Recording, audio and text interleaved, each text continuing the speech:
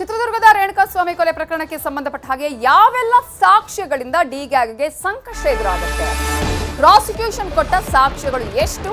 ಯಾವ ಸಾಕ್ಷ್ಯಗಳು? ರೇಣುಕಾಸ್ವಾಮಿ ಕೊಲೆ ಪ್ರಕರಣಕ್ಕೆ ಸಂಬಂಧಪಟ್ಟ ಹಾಗೆ ಡಿ ಗ್ಯಾಂಗ್ಗೆ ಈಗ ಟ್ರಯಲ್ನ ಸಂಕಷ್ಟ, ಒಂದ್ ಕಡೆ ಸಾಕ್ಷ್ಯದ ಸಂಕಷ್ಟ, ಏನಾಗುತ್ತೋ ಏನೋ ಅನ್ನುವ ಆತಂಕ.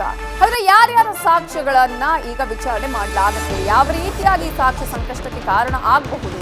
ಕೊಲೆಯನ್ನ ನೋಡಿದವರು, ದರ್ಶನ್ ಗ್ಯಾಂಗ್ ಅನ್ನ ನೋಡಿದವರು, ಡಾಕ್ಟರು, ಪೊಲೀಸರು, ಬ್ಯಾಂಕ್ ಅಧಿಕಾರಿಗಳು ಇವರೆಲ್ಲರೂ ಕೂಡ ಸಾಕ್ಷ್ಯ ಇದರಲ್ಲಿ. ಇನ್ನು ರೇಣುಕಾಸ್ವಾಮಿ ಕೊಲೆಯ 272 ಸಾಕ್ಷ್ಯಗಳನ್ನ ಕೂಡ ನಾವಿಲ್ಲಿ ಗಮನಿಸಬೇಕು. ನಿಮಗೆ ನಾವು ಈಗ ದೃಶ್ಯಗಳಲ್ಲೂ ಕೂಡ ತೋರಿಸ್ತಾ ಇದ್ದೀವಿ ಎಷ್ಟು ಮಂದಿ 272 ಸಾಕ್ಷ್ಯಗಳು ಯಾರ್ಯಾರು ಏನು ಅನ್ನೋದರ ಕುರಿತು. ಇದರ ಬಗ್ಗೆ ಇನ್ನಷ್ಟು ಡೀಟೇಲ್ಸ್ ಅನ್ನ ಕೊಡೋದಕ್ಕೆ ನಮ್ಮ ರಿಪೋರ್ಟರ್ ಮಂಜು ಆರ್ಯ ಈಗ ನೇರ ಸಂಪರ್ಕದಲ್ಲಿ ಜಾಯ್ನ್ ಆಗಿದ್ದಾರೆ. ಮಂಜು ಆರ್ಯ, ಈಗಾಗಲೇ 272 ಸಾಕ್ಷ್ಯಗಳು ಯಾವ ರೀತಿಯಾಗಿ ಡಿ ಗ್ಯಾಂಗ್ಗೆ ಸಂಕಷ್ಟವನ್ನು ಉಂಟು ಮಾಡುವ ಸಾಧ್ಯತೆ ಇದೆ? ಜೊತೆಗೆ ಇವತ್ತು ಕೋರ್ಟ್ನಲ್ಲಿ ಏನೇನಾಗುತ್ತೆ?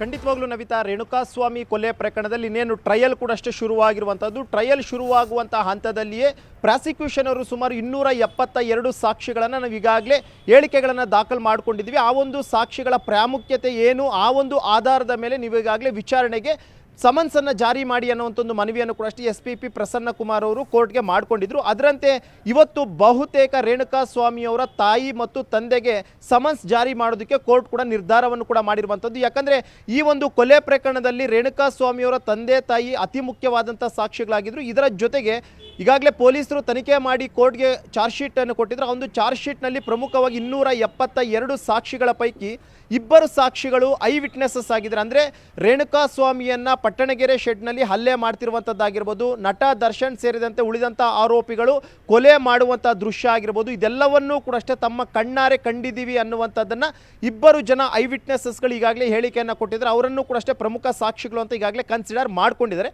ಅದರ ಜೊತೆಗೆ ಇನ್ನೂ ಕೂಡ 5 ಜನ ಒಂದು ಪಟ್ಟಣಗೆರೆ ಶೆಡ್ನಲ್ಲಿ ಕೆಲಸ ಮಾಡ್ತಿದ್ದಂಥ ಉಳಿದಂಥ ಸೆಕ್ಯೂರಿಟಿ ಗಾರ್ಡ್ಗಳನ್ನು ಕೂಡ ಈಗಾಗಲೇ ಹೇಳಿಕೆಯನ್ನು ದಾಖಲು ಮಾಡ್ಕೊಂಡಿದ್ದಾರೆ.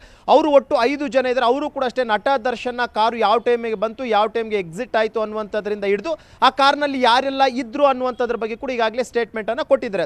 ಇದು ಬಿಟ್ಟರೆ ಉಳಿದಂತೆ FSL ಮತ್ತು CFSLನ 15 ಸಾಕ್ಷಿಗಳು ಕೂಡ ಈಗಾಗಲೇ ಪ್ರಮುಖವಾಗಿರುವಂಥದ್ದು. ಅದರಲ್ಲೂ ಕೂಡ ನಟ ದರ್ಶನ್, ಪವಿತ್ರ ಗೌಡ ಸೇರಿದಂತೆ ಯಾರೆಲ್ಲ ಆರೋಪಿಗಳಿದ್ದಾರೆ ಅವರ ಒಂದು ಮೊಬೈಲ್ನಲ್ಲಿ ಈ ಒಂದು ಕುರಿತಾಗಿ ಕಾನ್ವರ್ಸೇಷನ್ ಮಾಡಿರುವಂಥದ್ದಾಗಿರ್ಬೋದು, ಫೋನ್ ಕಾಲ್ಗಳ ಮಾತನಾಡಿರುವಂಥದ್ದಾಗಿರ್ಬೋದು, ಜೊತೆಗೆ ಒಂದಷ್ಟು ವಾಟ್ಸಪ್ನ ಮೆಸೇಜಸ್ ಆಗಿರ್ಬೋದು, ಇದೆಲ್ಲವನ್ನೂ ಕೂಡ ಅಷ್ಟೇ ಈಗಾಗಲೇ FSLನ ವರದಿಗಳು ಅಂತೇಳಿ ಕನ್ಸಿಡರ್ ಮಾಡಿಕೊಂಡು ಅದು ಒಟ್ಟು 15 ಸಾಕ್ಷಿಗಳು ಈಗಾಗಲೇ FSLನೂ ಕೂಡ ಇರುವಂಥದ್ದು.